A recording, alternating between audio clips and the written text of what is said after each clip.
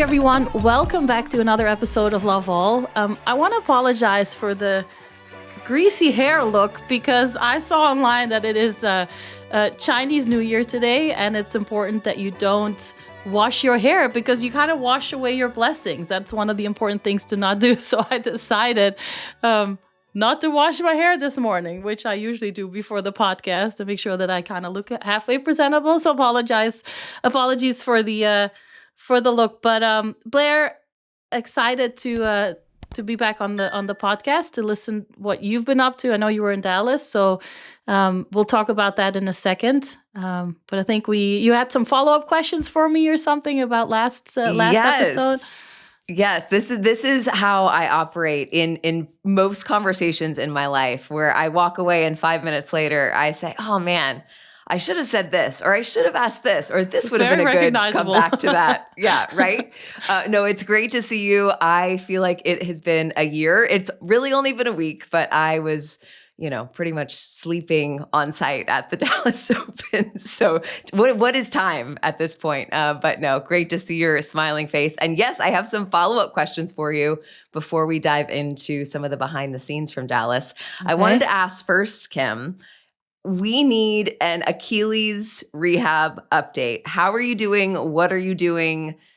Give us the update. I'm doing good. I am walking without a boot. I'm doing a lot more exercises on my one foot, where basically I'm at the stage where I need to learn to kind of shift my weight forward into the foot and really train up the calf muscle, and so putting in a lot of work for that. But when I see Holger Rune's videos where he's like standing on the tennis court and hitting balls, I'm like, shall I try to go hit some balls? And I tell the trainer, and she's like, absolutely not. He's 20 years younger than you. Like, keep that in mind. I'm like, okay, I get it. But I'm doing well. I'm happy that I can, drive first of all and be halfway, something useful at the house, can walk, and started doing walks on the boardwalk here in New Jersey. And so I feel like I'm definitely improving the way that, I need to be. So, yeah. I kind of want to come in for your first hit, Kim. Like, when do we think it's going to happen? Can I come? Sure. I'm signing myself up for that right now. Great. Okay. So keep us posted. We'll put it on the calendar. Okay. My next follow-up question for you. We were talking a couple of weeks ago about Coco Gauff and the racket break scene around the world at the Australian Open. And you said to me, did you break rackets? And I said, yes. Shamefully, the answer is yes. I have broken rackets in my day. And I, for whatever reason, did not ask you that question. Did you break rackets? I did break rackets. Probably most, or I think all of them, would have been in practice. I don't think I ever broke a racket on the match court, at least not on purpose. Like, I did break rackets sometimes because when I would do the splits or slide, I would kind of really slam my racket down or push off. And I've broken a few, like cracked a few frames that way, but I definitely have broken a few rackets in the practice court. I think that's probably surprising to people, don't you think? Really? No, I don't think so. No, yeah, well, maybe not to people who know you really, really well, but I think to most people, they'd be shocked to hear that. But it's also so relatable, right? I feel like in practice, even, it was funny, I just saw a clip this morning of Casper Ruud on the practice court in Delray, and he is not a guy who I see express his anger in visible ways. He flung that racket at the back fence again in a practice session. So I think it's important to know that it doesn't matter what level you are or what your personality type, that you could have that level of frustration. Yeah, and I think I'm also the type of person that when I get mad in the kitchen, I'll look for something that I have with me, and I'll just whether it's a rag, or I'm not going to throw glass or anything, but I just get that frustration out in something physical, and it's not like a cursing or it's more something physical. But definitely, I mean, it's I feel like in practice you set the bar so high and you want everything to go perfect, and it gets frustrating, when you're really working on something and you're trying to push and push to perfect it, and then sometimes it can just be a little bit too much. But yeah, I guess, we all understand it when we see somebody break their racket. It's very, very recognizable and understandable. So. Okay, so my last follow-up question for you, Kim, as we were talking a couple of weeks ago about the Australian Open champions and now me being in Dallas this week, and oftentimes at the smaller tournaments, I sort of have a finger on the pulse of what the player movements are like. They are often flying out the night of what is a huge win for them. So there's not even an opportunity to have a nice dinner with the team or a glass of something to celebrate. You are literally on to the next. And I'm curious for you, whether it was winning a slam or even a smaller tournament, did you have time to soak it in at all?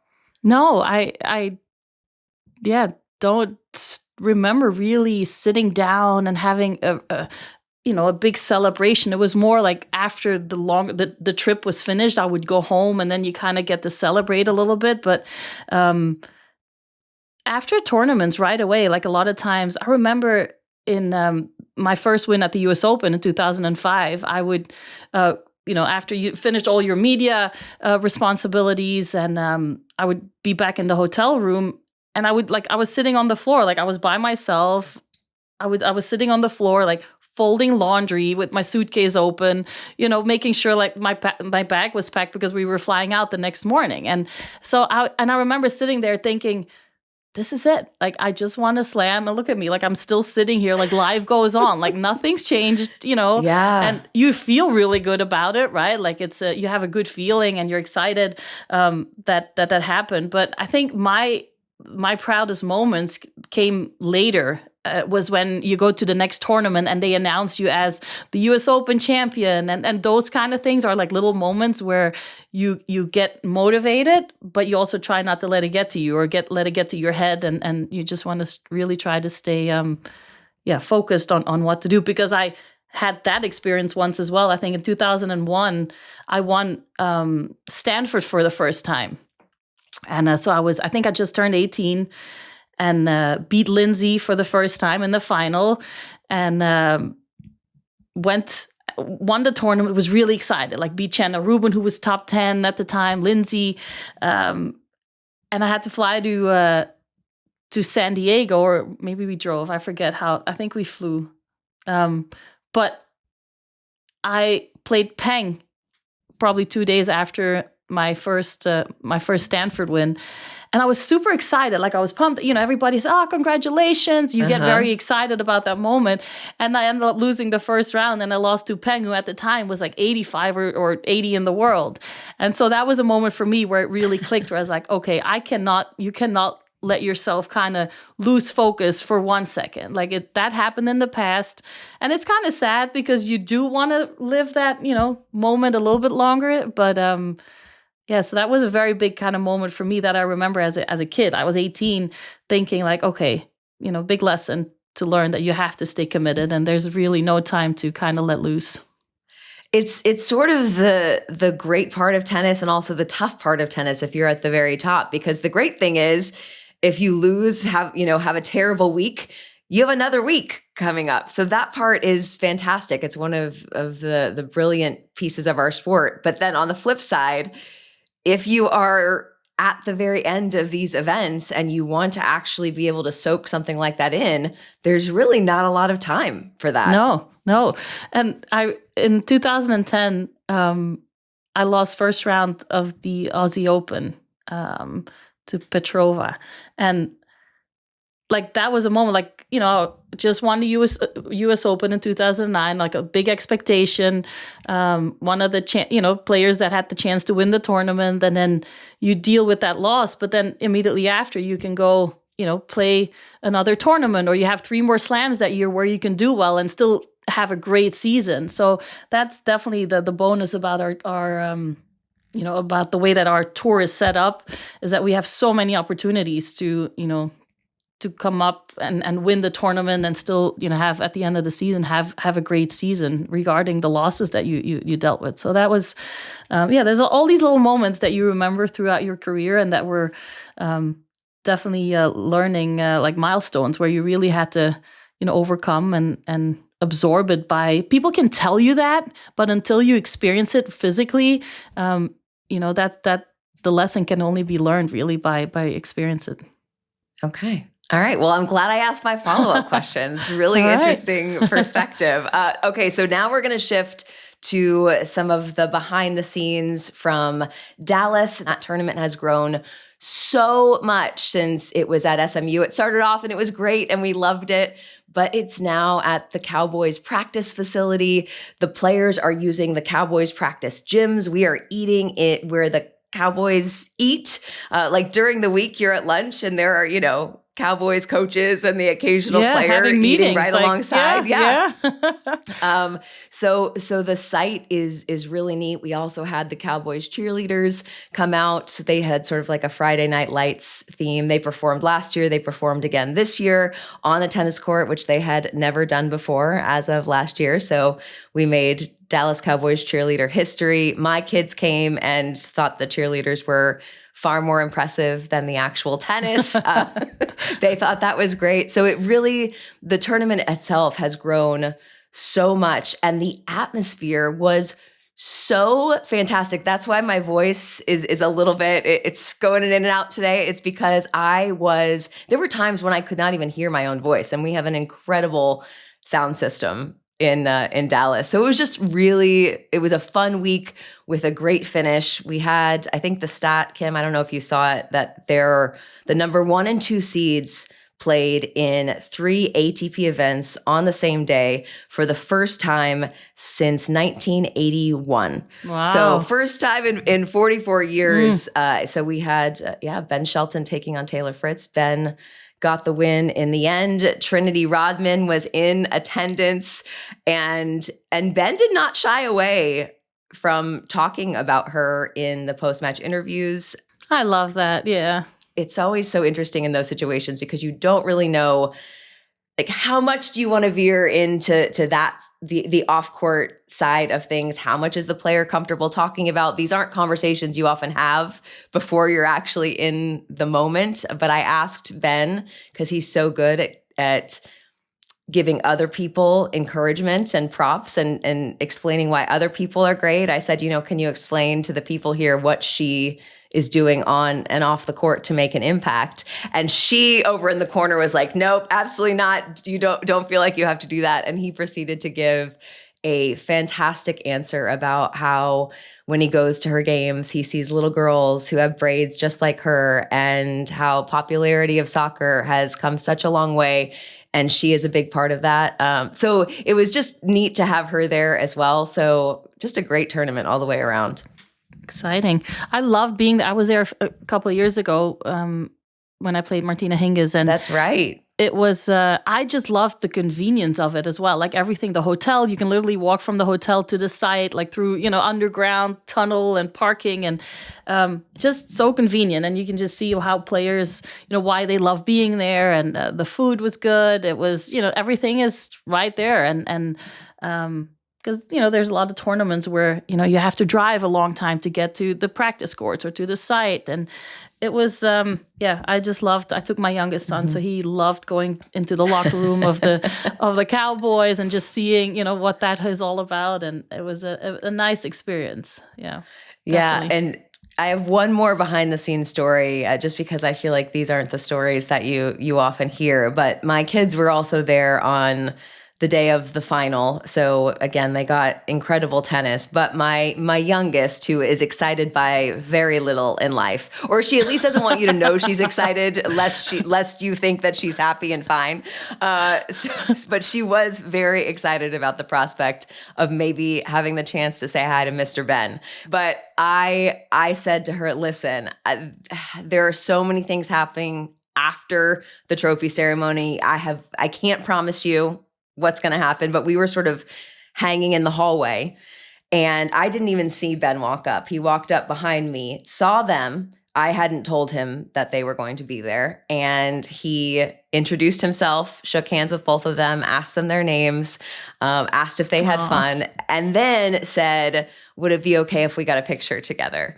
And took a picture with my girls. Maybe we can throw it up for those watching on YouTube, but they're probably year was made. So huge thanks to both Ben and the Dallas Cowboys cheerleaders. It was a great week for them. So yeah, Ben did that to my youngest as well when we were there. Did like he? super nice. Like I was warming up and my son had like a big tennis ball, like a basketball sized tennis ball. And he went over to asked him to sign and Ben just talked to him about basketball and about, what he likes to do. And he just loved Ben. And he loves Andy because my two boys think Andy's like the coolest guy ever.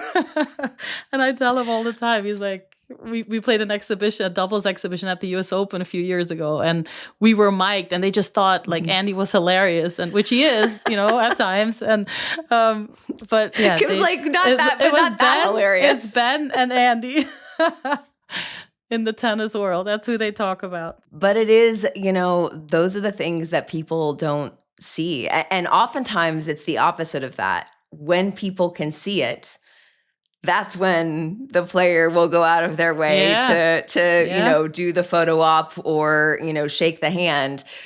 But it's behind the scenes when that is just a character trait. And so it was really neat. Trinity took pictures with so many people while she was there as well. And they just seem to be loving life and happy for them. And good for them. What do you think is possible for him, Kim, for Ben? Oh, I think he still has so much ahead of him, like so much growth possible as a tennis player. And I'm not saying like tennis wise or technique, but I also think mentally, like being able to learn when to use the energy, when to, I think that's where he can still grow so much. And, we all know, his big traits, his strongest points, the serve, the forehand and everything. But I do think, every experience, right, that he builds, like you build up and you use for the next moment and the next moment. And I think he still has so much more like to be able to build on and to get to that point where he can, get to the final of a Grand Slam and then, learn to use that energy in the right way and come out on top. And I do think that he has that in him. We shall see. But a great week in Dallas. Next year, Kim, we got to get you back there. More mixed doubles with Andy. That would be fun. I need to get my leg better first. Okay. Sounds like a fair deal. Let's move on to Henley's headlines. And we are going to start with the action last week in Doha.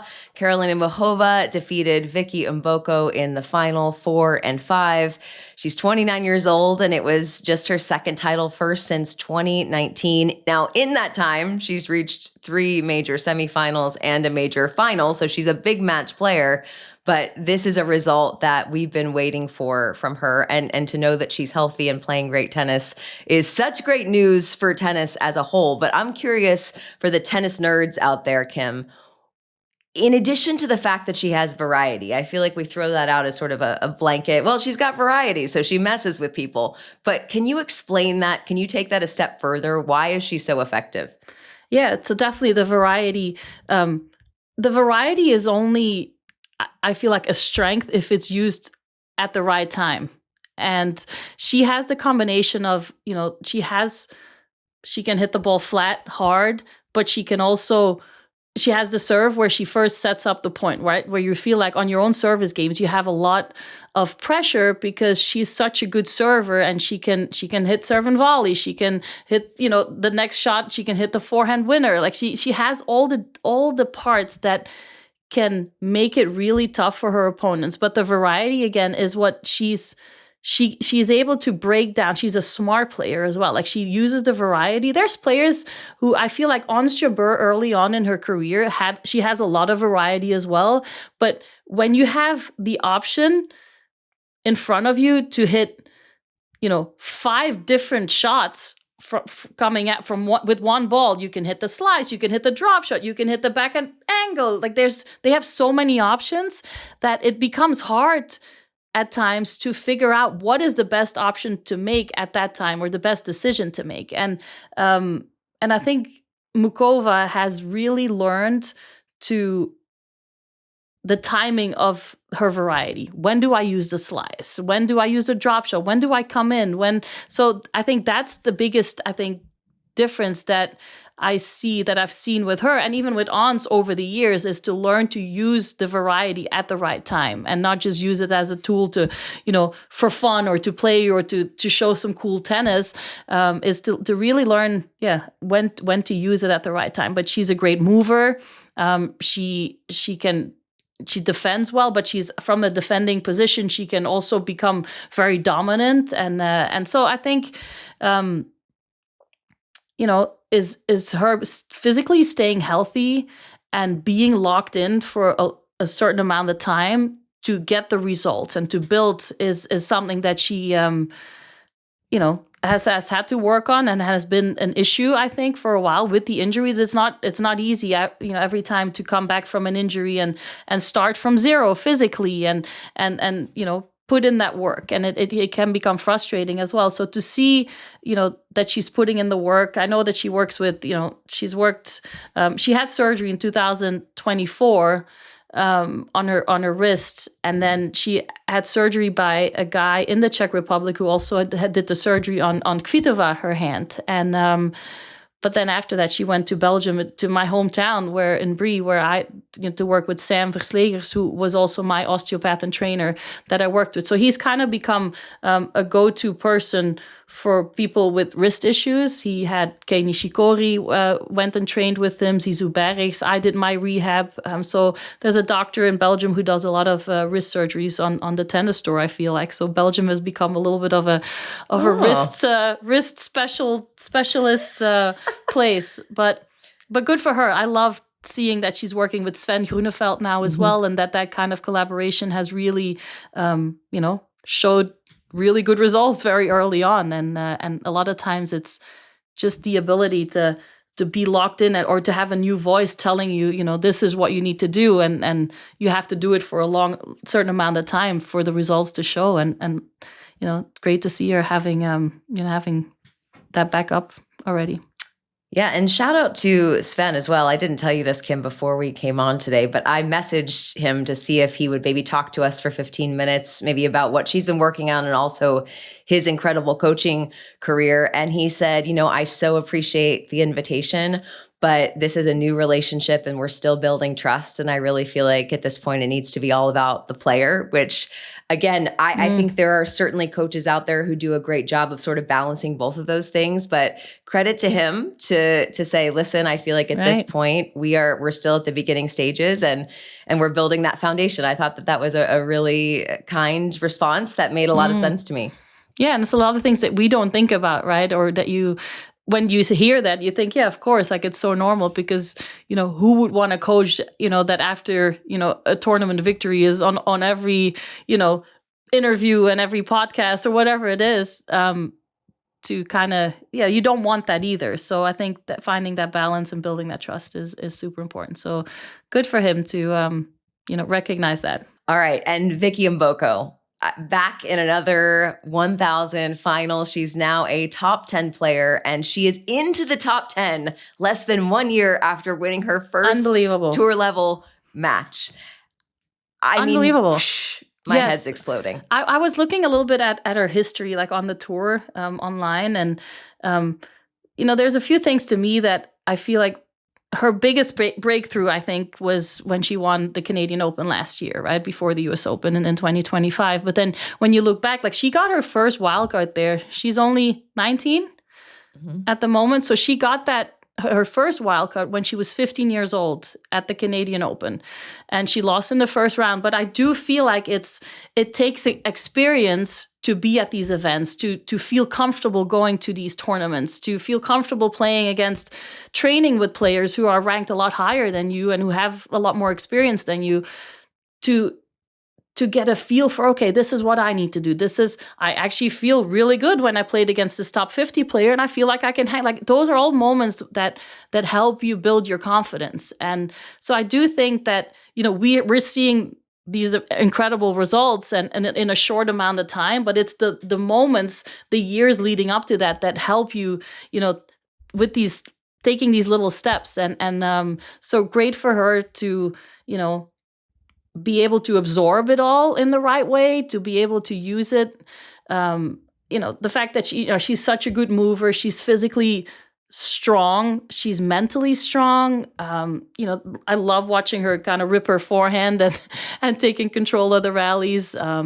And still have that kind of free spirit out there as well. I remember, like, I can see her, like, it reminds me at times a little bit about of Carlos Alcaraz when he first came on tour. He was so excited to be out there and to be playing tennis. And I feel that from her side as well, as when she's playing, and you still see that innocence, but there's that she's also very locked in, but super excited to be out there playing, and it's showing. Yeah, she had some big wins, Andre Eva and Elena Rybakina. And I also wanted to ask you, Kim, about Maria Sakkari, who reached the semifinals there, and she got a win over Iga Świątek, her first win over her in several years, but their head-to-head is now 4-4. And I'm wondering what you're seeing in Maria's game that could potentially take her back to the type of tennis that she was playing back in 2021. Right. We talked about it, I think, in our first episode, right? When she was going through the United Cup and having good results there. Just to see her, she's serving better. She is one of the things that I noticed maybe a little bit in her technique, and I don't know if that's an overall kind of maybe mindset, is that she used to be a very kind of straight up tennis player. And with straight up, I kind of mean the chest was always kind of up. Even when she was attacking, it was a lot with the arm. Whereas now I feel like her chest and her upper body is a little bit more leaning into the court, and she's creating more power. She's creating more. I feel like she's hitting less kind of frame shots. She used to at times, like out of nowhere in the rally, just kind of, how do you say that? Like shank a shot, like hit the frame. Shank and I was like, that was so. Kim. I was like, that was so weird, because she hits the ball clean, but then out of nowhere. So I think the positioning of her upper body is leaning into the court a little bit more, which is why she's creating pace. And people are, I see like online people talk about like Iga is not the same, and I don't think it had anything to do with Iga. I think it was Sakkari who's really, finding her calmness out on court and learning how to kind of put all the pieces together. And but I know that like the service definitely has improved a lot, but it's her way of stepping in and using her body weight into the ball that has improved a lot. Interesting. Yeah. Well, I know tennis is better when she is at the top of the game because people love her. I certainly have introduced her at many a tournament, and the roars are something else. So all the best to Maria. Yes, exciting. Moving on in Henley's headlines, Iga Świątek and Aryna Sabalenka both pulled out of the Dubai duty-free 1000. The tournament director was displeased. Salah Talik had quotes in the national, courtesy of my friend Reem Aboleel, who has done some incredible coverage over there. And he said not only was he displeased that they withdrew from his tournament, but he felt like there need to be harsher punishments, that perhaps in addition to just fining players for withdrawing from these mandatory events, there should also be a rankings penalty as well, Kim. And I'm curious what your thoughts are on that. Well, I probably still think as a player, first of all, right, I do think that the reasons may not look like a big deal to people who are not in the sports world, right? Small injuries. We all know, like I've had small injuries that, where I wanted to be very cautious of and pulled out because I didn't want them to turn into bigger injuries that will then make you be, off the tour for a longer amount of time. So when I see that small injuries can definitely, have a bigger impact in the long run if you push through them. So I understand that. But I do think for a tournament like the one in Dubai, I've played there. It's a great tournament. They put up a great venue. I mean, one of my favorite players' parties that I've been to, I think they make it really, really nice for the players. So they, they're trying to put up the best show event that they can for their players. And then for that to be, to lose, the two biggest names in the sport at the moment is very, very frustrating and disappointing, which is normal. But I worked as a tournament director, so I kind of also had the feel for that side of the tennis world, of the tournament in Antwerp. And, it takes, I'm not going to say a country, but it takes a lot of people, right, to run an event like that. And you need sponsors, and you need to please the sponsors. They have to stay involved, and they have to be able to, sell it to their company. Why are they sponsoring the event? And we had in the finals of our tournament in Antwerp, we lost the final, actually, because Sanchez Navarro woke up, which can happen, it's not her fault, woke up with a sore neck and decided not to play the final, which, then you get to a stage where, the title sponsors aren't happy, they're frustrated, there's a lot of VIP seats that are being sold, and then all of a sudden, you don't have an official match. And so there is those frustrations, and very understandable that tournaments want the best players, and that's why they pay a lot of money, and they want, the prize money is up, and they run a really good event, is to host the best players possible. But it's always going to be an issue. I feel like it was an issue years ago, when I was on the board and when I was younger playing, and my dad had an issue with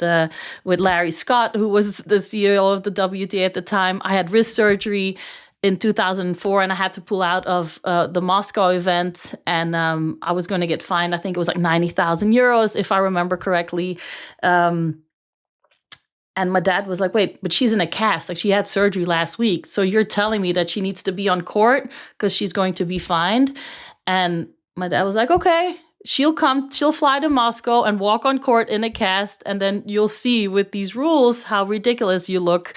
But anyway, that's a different story. But it's really hard to find that fine line to please the tournaments, and to, promise them or to give them what they were promised, and but then on the other side, players want to play, and unless if they're not feeling well, that's the most important part, is they have to feel healthy, whether it's mentally or physically.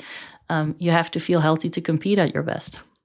Yeah, it's part of the tennis ecosystem, right? So yes, the players are independent contractors, but if there were no tournaments to play, they're not making money. And so Right. it's that ecosystem idea. And it's interesting that he wants to dock ranking points, because essentially that is what's happening, because they get what's called in addition to the fine, a 0 pointer. So there are 18 tournaments in a year, 19 if you make the WTA finals, that can count towards your ranking. And this is a big fat goose egg for the players who decide not to play this event. So in a sense, you are already getting docked ranking points. And just to give people an idea on the fine, so if you pull out of one mandatory 1,000, so Aryna Sabalenka pulled out of Doha also, $20,000. And then the fine is then doubled. This is per the WTA rulebook. It is doubled for each additional infraction. So again, based on what I read in the rulebook for pulling out of Dubai, that fine would then have been 40,000, and so on and so forth. So those are the kind of dollar numbers that we're dealing with here. But I do think that there are two sides to this story. Yeah, and it's always going to be a tough kind of balance to keep everybody happy, right? And because I think Richard Krajicek at the ABN AMRO in Rotterdam had, on the same night, had Alcaraz and I think Zverev pull out of the tournament as well. So it happens at a lot of events, and it's unfortunate, but it happens. Yeah, and things did not get better, sadly, for Salah Talek, the DDF tournament director, because as of our recording, Ella Seidel retired after playing a set with illness. Sarah Balick withdrew with an ab injury, giving Bencic a walkover. Kazatkina had a hip injury. Andreeva got through with a walkover. And Krejcikova with a thigh injury gave Anisimova the walkover. So it's just a tough week. And Wow. sometimes that happens. So again, interesting things to discuss, and I know it's a conversation that is not going to stop this week. I know it's going to be something it's also that continues. It's a very tough week in the schedule as well, I feel like. It's unfortunate, right? I wouldn't want to be him right now and trying to please all your sponsors and the players at the same time. The next topic we want to cover, it's this one is a sad one. A 25-year-old Australian player, Destanee Aiava, announced her retirement. She had a career high of 133. She was a teenage prodigy, but in this retirement announcement, she did not mince words. I'm going to give you some excerpts here. She called tennis her toxic boyfriend. She said she wanted to say a ginormous F you to everyone in the tennis community who's ever made her feel less than. F you to every single gambler who's sent her hate or death threats. F you to the people who sit behind screens on social media commenting on my body, my career, whatever the F they want to nitpick, and F you to a sport that hides behind so-called class and gentlemanly values. Behind the white outfits and traditions is a culture that's racist, misogynistic, homophobic, and hostile to anyone who doesn't fit the mold. She went on to say she was dangerously naive to the consequences of trusting the wrong people early in her career. And she said that tennis took things from her relationship with her body, her health, her family, her self-worth. And then she says, would I do it all again? I really don't know. But one thing this sport has taught me is that there's always a chance to start fresh. And she also said her ultimate goal was to wake up every day and love what she does. And she also thanked the Pacific Islander community and those who've supported her along the way. So a heavy announcement, no doubt. And you hope that she's able to take the positives out of her time on tour. But gosh, that's a lot. It is a lot. And you know, when I read it, like you feel the pain, right? That she's kind of dealt with and maybe kept suppressed for a really long time as well. And I hope that maybe over time she is able to, like you said, like learn maybe get some more positives out of it that she can take with her, whatever she starts, whether it's a new job, if she stays in the tennis world, in the tennis community, like that she can use it. Yeah, she's been open about mental health issues, and she also made positive headlines about a year ago for shopping on eBay, Depop, some of the fashion sites where she could purchase old vintage tennis clothes. So she was wearing outfits of Maria Sharapova's and Caroline Wozniacki and Anna Ivanovic and wearing these dresses that for so many of us who love tennis, we're like, oh, that dress reminds me of, you know, that moment whatever, in the US career. Open. Yeah. Yes, exactly. So what a neat story. I had the chance to get to know her a little bit in Newport this past year at the Grass Court 125, as you know, Kim. And I got to go through the Hall of Fame with her and look at all the vintage dresses that the Hall of Fame has on display. We even took her into the vault, which for those who haven't seen the vault, it is so cool. Just racks on racks on racks of Ted Tinling dresses, just some of the most incredible tennis fashion. We might have to do a vault tour when we get to Newport, Blair. Yes. Oh my gosh. I am so in. I wonder if Nicole, the sweet, Nicole would probably be like, you can't try it on, but like, wouldn't that be cool if we could do? Although I wouldn't be fitting into any of those dresses. No, definitely not. But anyway. Yeah. I hope that ahead. like she can maybe find an opportunity, or that the WTA, like, you know, so that mental health, like she can find a role where she can still contribute back and use her negative experience into something that she can, you know, try to make sure that it doesn't happen to the next player. And which I know the WTA, you know, works very hard and they do a good job. But I think a lot of the times, like I feel like a lot of the pain and struggles have already come earlier. It's within the federation. It's in the earlier on, and where a lot of the pain kind of starts already, and kind of the love-hate relationship with the sport of tennis. So I really hope that she can, you know, find purpose and enjoy the tennis world, because, you know, there is a beautiful community that's a part of it as well, and I would love to get a chance to meet her too. And then speaking of the Hall of Fame, Kim, in perhaps the least surprising news of the week, tickets for Roger Federer and Mary Carillo's Hall of Fame induction, which is taking place August 27th through the 29th, sold out on Wednesday in a grand total of 2 minutes? 2 minutes. 2 minutes. I mean, yes. Unreal. Incredible. But again, not a surprise to hear that. And then the Hall of Fame put out a statement saying, we've got a live watch party happening over on their stadium court area there, which has 3,600 people and was sold out right away as well. So I have never gotten messages in my few years as the honorary president of the Hall of Fame. Like, I never got messages of people that were like, hey, can you get me tickets or so?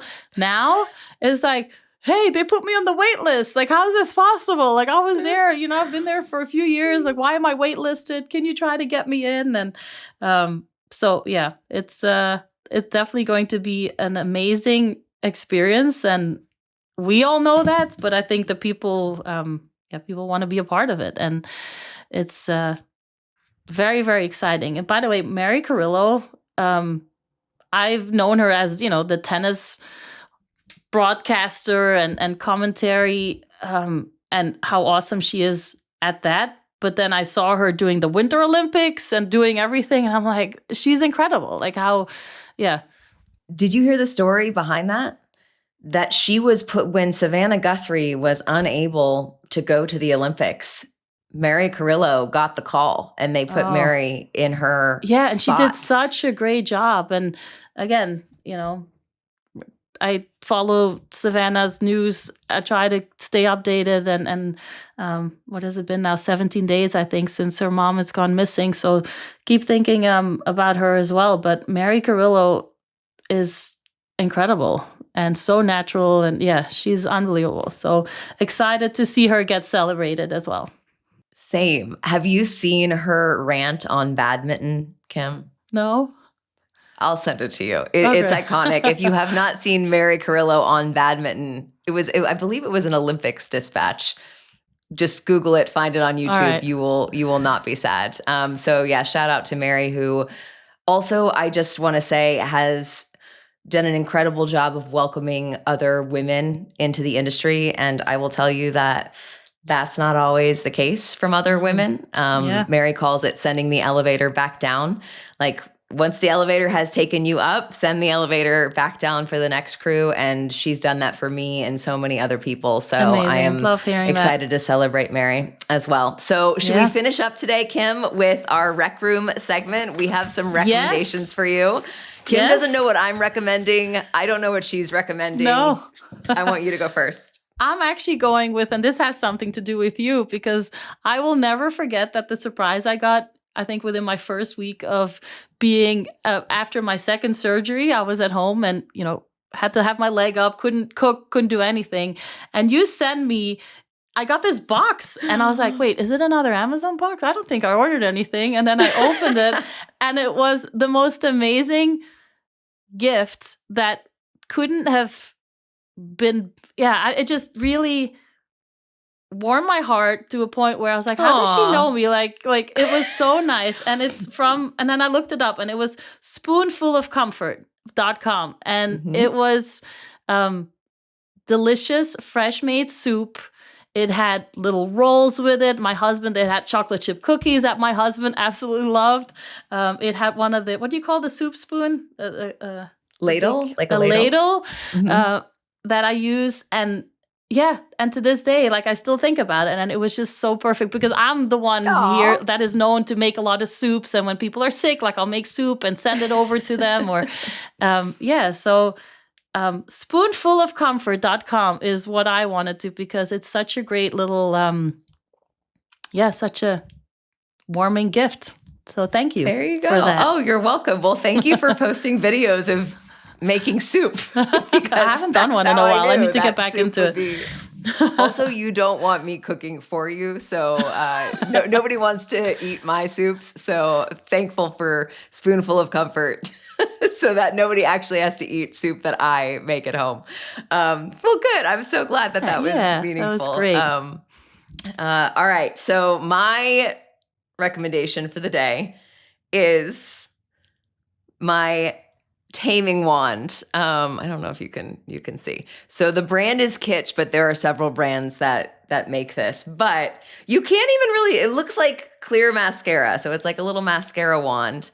And for like flyaways, you know, the little hairs that, like, I have baby hairs and probably hairs that are falling out and probably gray hairs also that just kind of like stick up. Do different things than the others. Yes, exactly. They're not falling in line.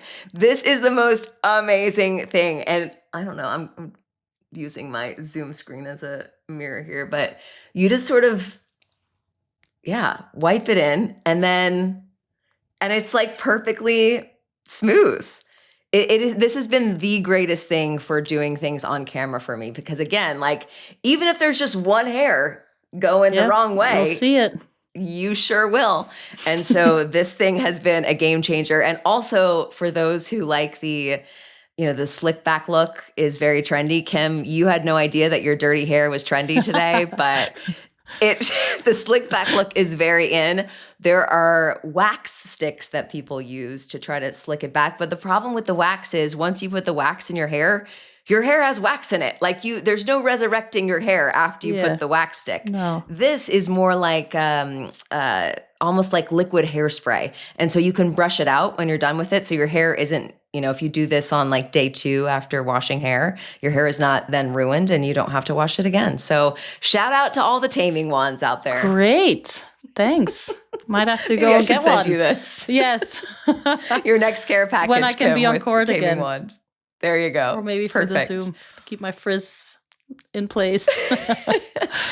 For your hair, it would be, I probably, if you ever wanted that, just because my Yeah. hair is less curly, but yeah, there you go. Taming Thank wands. you. It is. Good. Taming wands for your Wednesday. But I think that does it for us today, Kim. This has been so much fun. I feel like I have struggled to complete sentences today. I blame that on extreme fatigue. I'll be rested up by next week, I promise. You deserve the rest, Blair. Thank you. Well, make sure you're following us on all social media platforms at Love All Podcast. And make sure to follow us on YouTube as well. Like and subscribe. Thanks to our entire team behind the scenes. And we'll see you next Wednesday for another episode.